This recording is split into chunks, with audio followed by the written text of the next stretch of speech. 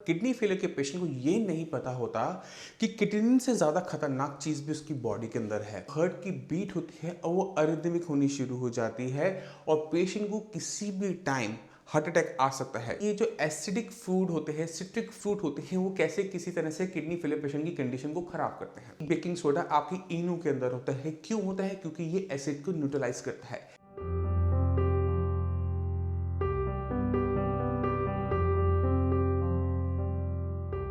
हर एक kidney failure का patient kidney से बहुत ज़्यादा डरता है। लेवल बढ़ रहे होते हैं तो टेंशन बढ़ती चली जाती है। मगर किडनी फेलियर के पेशेंट को ये नहीं पता होता कि किडनी से ज़्यादा खतरनाक चीज़ भी उसकी बॉडी के अंदर है और वो है पोटेशियम। पोटेशियम हमारे हर खाने पानी की चीज़ के अंदर होता है। तो अगर हम अपने खाने पीने को ठीक रखते हैं, सही तरीके से खाते हैं, सही चीज़ों का सिलेक्शन करते हैं, तो हम अपनी बॉडी के अंदर पोटेशियम की मात्रा को कंट्रोल कर सकते हैं। तो पहले ये जान लेते हैं कि पोटेशियम कितना खतरनाक हो सकता है।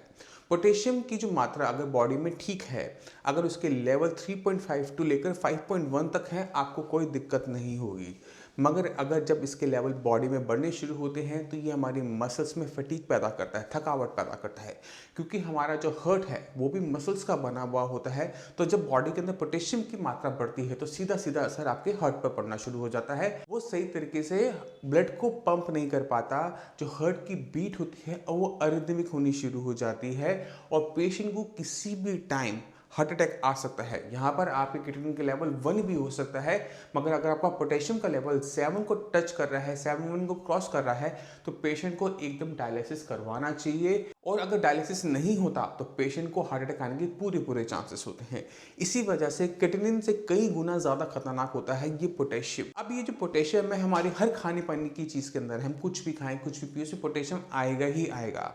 तो एक किडनी फेलियर पेशेंट को चाहिए होता है उन चीज़ों का सिलेक्शन करना जिनके अंदर नेचुरल अमाउंट से ही, नेचुरल तरीके से ही पोटेशियम की मात्रा कम है। क्योंकि अगर हम कम पोटेशियम वाली मात्रा वाली चीज़ें खाएंगे तो सब्जियों को हमें लीच नहीं करना पड़ेगा। क्योंकि जब हम किसी सब्जी को लीच करते हैं, पानी में भिगोते हैं, तो उसमें से पोटेशियम तो निकलता है मगर साथ साथ बाकी विटामिन और मिनरल्स भी निकलने शुरू होते हैं। और अगर एक किडनी फेलियर का पेशेंट सब्जियों को लीच कर कर खाता रहता है तो क्या देखा जाता है कि कुछ टाइम के बाद बॉडी में वीकनेस आनी शुरू हो जाती है। इसी वजह से जो लीचिंग प्रोसेस है ये इमरजेंसी बेसिस पे यूज़ करने वाला प्रोसेस है। तब कीजिए जब आपका पोटेशियम 5.1 को क्रॉस कर जाए, आपके जो लेवल्स हैं वो बढ़ने शुरू हो जाएं और आपको समझ में नहीं आ रहा हो ये पोटेशियम आपकी बॉडी में जा कहाँ से रहा है, तब जाकर आप अपनी डाइट के अंदर अपनी सब्जी को लीच करिए। उससे पहले मत कीजिएगा। जिन पेशेंट्स के पोटेशियम के लेवल कंट्रोल के अंदर रहते हैं और उनको चाहिए कि वो कंट्रोल में बने रहे, तो उन्हें समझना पड़ेगा उन चीज़ों के बारे में जिनके अंदर पोटेशियम ज़्यादा है और उन चीज़ों के बारे में भी समझना पड़ेगा जिनके अंदर पोटेशियम कम है। तो सिंपल से रूल हैं जो साइंस इंजीनियर बना रखे हैं, उनको अगर आप याद रख लेंगे तो आपको कभी भी दिक्कत नहीं होगी चीज़ों को सिलेक्ट करने के अंदर। पहला रूल सब्जियों के अंदर कि हमने कोई भी जड़ वाली सब्जी नहीं खानी, हमने कोई भी पत्तेदार सब्जी नहीं खानी। जड़ वाली सब्जी यानी जो भी सब्जी ज़मीन के नीचे लगती है, जैसे आलू है, शकरकंदी है, अरबी है, जिमीकंद है, कचालू है, ज़मीन के नीचे लगती है, ट्यूबरस होती है। इस वजह से इनके अंदर पोटेशियम की मात्रा ज़्यादा होती है। इसी वजह से किडनी फेलियर पेशेंट को ये सारी सब्जियां पूरी तरह से मना होती हैं।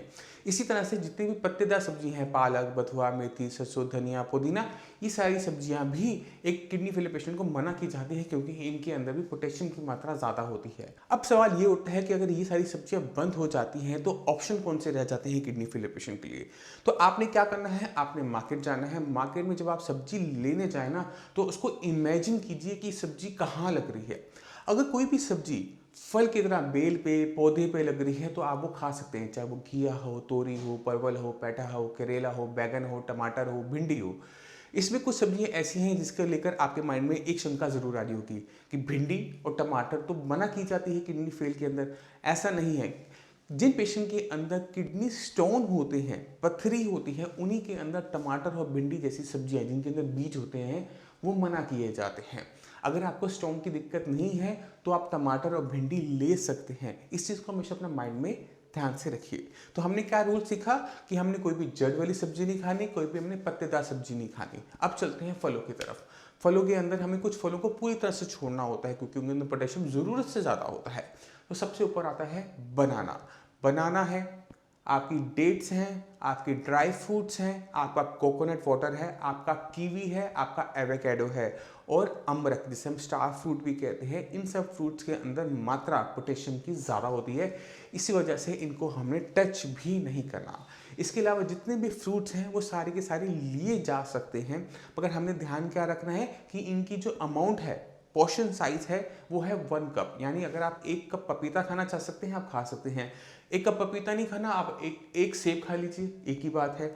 2 चीकू खा लीजिए, क्योंकि वो 1 कप के अंदर आराम से आ जाएंगे, इसलिए वो अमाउंट आपके लिए ठीक हो जाती है। मगर फ्रूट्स के अंदर हमें एक छोटी सी चीज़ का ध्यान और रखना होता है, वो है सिट्रस फ्रूट्स का। सिट्रस फ्रूट्स जो होते हैं उनके अंदर एस्कॉर्बिक एसिड, सिट्रिक एसिड ज़्यादा होता है। अब जानने की ज़रूरत ये हो जाती है कि ये जो एसिडिक फूड होते हैं, सिट्रिक फ्रूट होते हैं, वो कैसे किसी तरह से किडनी फेलियर पेशेंट की कंडीशन को ख़राब करते हैं। जब हमारी बॉडी में किडनी काम नहीं कर रही तो बॉडी के अंदर वेस्ट मटेरियल इकट्ठा हो रहा है, और उनमें से एक वेस्ट मटेरियल होता है एसिड। हमारी बॉडी करोड़ों अरबों सेल्स से भरी हुई होती है, और जब वो खाना खाते हैं तो थोड़ी थोड़ी अमाउंट में, छोटी छोटी अमाउंट में एसिड को रिलीज करते हैं। ये एसिड नॉर्मली किडनी से बाहर चला जाता था पहले, मगर जैसे जैसे किडनी खराब होनी शुरू हुई, ये एसिड भी क्रिएटिनिन के साथ साथ, यूरिया के साथ साथ बॉडी में एक्यूमुलेट होना शुरू हो गया।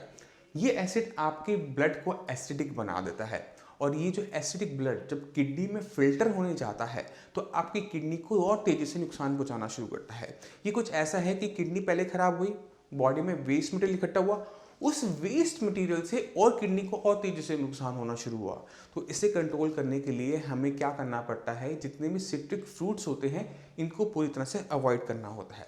तो और साथ में क्या ध्यान रखना होता है, अपने ब्लड के अंदर बाइकार्बोनेट्स के लेवल, यानी हमारी बॉडी में कितना, ब्लड में कितना एसिड है, इसका आइडिया हमें देता है सीरम बाइकार्बोनेट का टेस्ट। अगर आपका सीरम बाइकार्बोनेट का लेवल 22 से नीचे आ रहे हैं तो आपको सिट्रिक फ्रूट बिल्कुल भी नहीं खाने। और जितने भी पेशेंट साइंस इंजीनियरिंग में आते हैं उनके साथ हम एक चीज़ का जरूर ध्यान देते हैं कि उनके सीरम बाइकार्बोनेट का लेवल क्या है। आपके लेवल जो मर्जी हो, मगर एक किडनी फेलियर पेशेंट को अपनी रोज की मेडिसिन के अंदर एक मेडिसिन जरूर लेनी चाहिए, वो है बेकिंग सोडा, यानी सोडियम बाइकार्बोनेट। ये जो सोडियम बाइकार्बोनेट की टैबलेट जो अक्सर किडनी फेलियर के पेशेंट सिबोसिस, नोरोसिस, सोडा मिंट के नाम से खा रहे होते हैं, उनके पीछे पर्पस यही होता है कि बॉडी के अंदर एसिड एक्यूमुलेट ना हो। जैसे ही आप सोडा लोगे वैसे ही आपका एसिड न्यूट्रलाइज होना शुरू होता है। यही बेकिंग सोडा आपकी इनू के अंदर होता है। क्यों होता है? क्योंकि ये एसिड को न्यूट्रलाइज करता है। इसी तरह से जितने भी किडनी फेलियर के पेशेंट हैं उनके ब्लड के अंदर जो एसिड इकट्ठा हो रहा है किडनी के काम ना करने की वजह से, उसे न्यूट्रलाइज करने के लिए बेकिंग सोडा की टैबलेट जो कि सिबोसिस, नोरोसिस और सोडा मिंट के नाम से आती हैं, वो आपने लेनी होती है। और ध्यान रखना होता है कि आपने किसी भी टाइप का सिट्रिक फ्रूट नहीं खाना। तो ये छोटी सी चीज़ है, आप ध्यान रखेंगे। अब क्योंकि इस वीडियो के अंदर हम पोटेशियम के बारे में बात कर रहे हैं तो थोड़ा और गहराई में पोटेशियम पे जाते हैं। कुछ चीज़ें ऐसी होती हैं जो फ्रूट और वेजिटेबल्स में नहीं आती, बट जाने अनजाने के अंदर हम उन चीज़ों को कंज्यूम करते हैं और अपनी कंडीशन को बहुत ज़्यादा कॉम्प्लिकेटेड बना देते हैं। उसमें सबसे पहले आता है गुड़।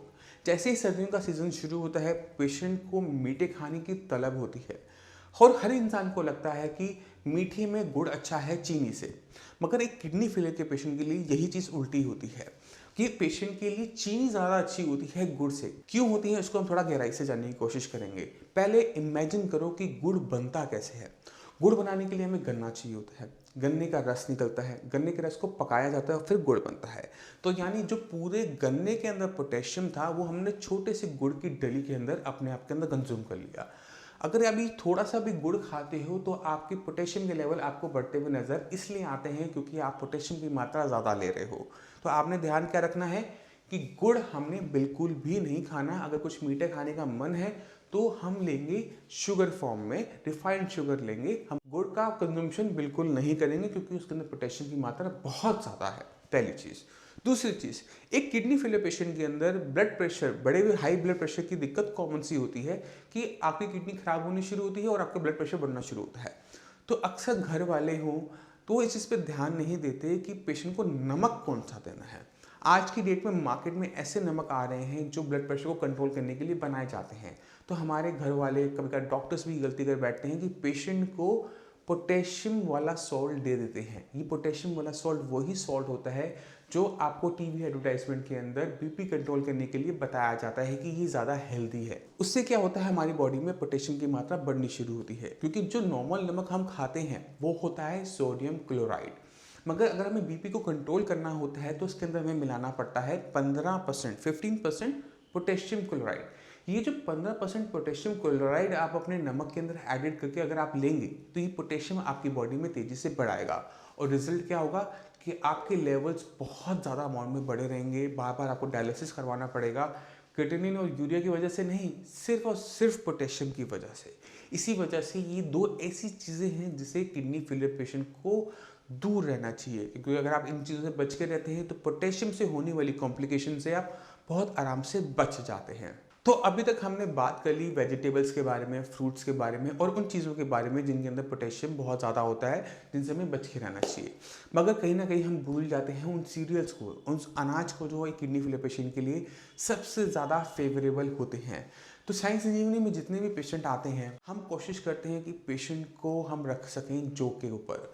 जौ का आटा, जौ का दलिया, जौ की खिचड़ी, अगर आप ये सब चीज़ें खाते हैं, स्पेशली जौ की बनी हुई आइटम खाते हैं, तो पेशेंट के अंदर में अलग तरीके से रिजल्ट्स देखने को मिलते हैं कि पेशेंट के जो लेवल्स हैं वो अच्छे बने रहते हैं। क्रिएटिनिन, यूरिया, पोटेशियम तीनों के, पेशेंट का जो यूरिन फ्लो है वो अच्छा बना रहता है, उसमें किसी टाइप की कॉम्प्लिकेशन नहीं आती, स्वेलिंग नहीं आती।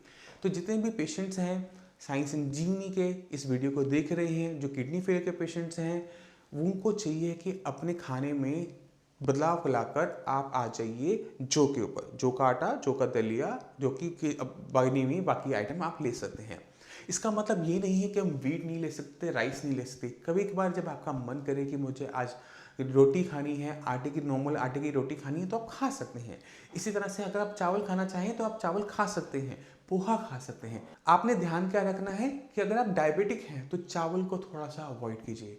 जब तक आपकी शुगर लेवल्स नॉर्मल ना हो, HbA1c आपका नॉर्मल ना हो, राइस से आप बच लीजिए, क्योंकि ये बहुत ज़्यादा स्टार्ची होता है, स्टार्च ज़्यादा होता है, शुगर को तेज़ी से बढ़ाता है। बस आपने इन चीज़ों का ध्यान रखना है। तो इस वीडियो में आप काफ़ी कुछ समझ गए। पोटेशियम को कंट्रोल करने के लिए हमने कोई भी जड़ वाली सब्जी नहीं खानी, कोई भी पत्तेदार सब्जी नहीं खानी।